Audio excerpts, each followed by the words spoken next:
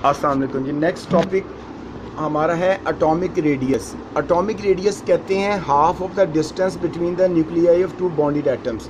बेटा बात इतनी सी है कि एटम इतना स्मॉलेस्ट है कि आप जैसे ये एक डॉट है, इस डॉट के अंदर ये जो मैंने डॉट लगाया इसके अंदर 3 to 4 मिलियन एटम्स हो सकते हैं। तो इसका मतलब है ये 3 to 4 मिलियन एटम हैं एक डॉट के अंदर।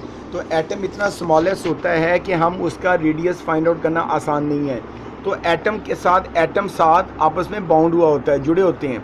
तो हम टू बॉन्डेड एटम, ये हमने एक एग्जांपल लिया कार्बन की, कार्बन के टू बॉन्डेड एटम, ये देखें बेटा कार्बन के टू बॉन्डेड एटम के न्यूक्लियस के डिस्टेंस के यानी हाफ ऑफ द डिस्टेंस। ये कार्बन का, ये बेटा कार्बन का एक एटम है, ये कार्बन का एक एटम है, ये एक एटम है, ये एक एटम है। इनके न्यूक्लियस के दरमियान के डिस्टेंस को हाफ कर दिया जाए। अगर बेटा पूरा ले लिया जाए तो ये तो दो न्यूक्लियस के दरमियान डिस्टेंस हो जाएगा। अगर हम हाफ करते हैं तो एक एटम का हमें रेडियस पता चल जाता है। तो हम कहेंगे half of the distance between the nuclei of two bonded atoms.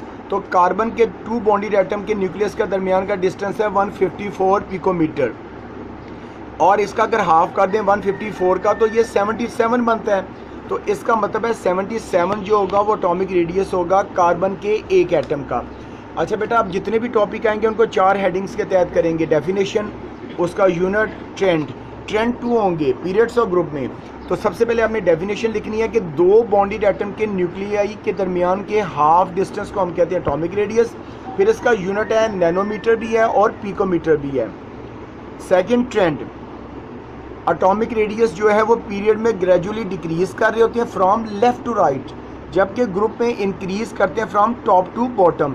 जितना इसका एटॉमिक साइज़ बढ़ता जाएगा, जैसे हाइड्रोजन के पास एक इलेक्ट्रॉन है तो इसका एटॉमिक साइज़ छोटा होगा।